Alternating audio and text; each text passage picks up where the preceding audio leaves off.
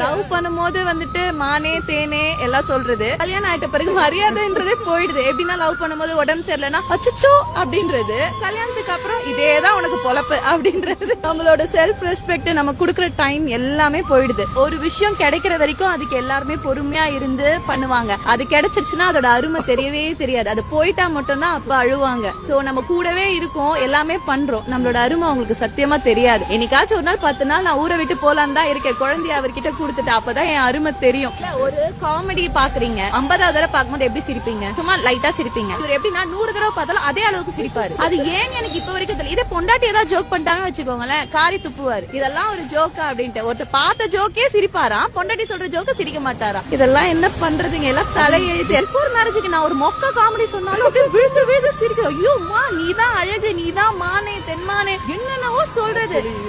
என்கிட்ட மட்டும் கேட்க கூடாது, இது எல்லாருக்கும் இருக்கிற பிரச்சனை.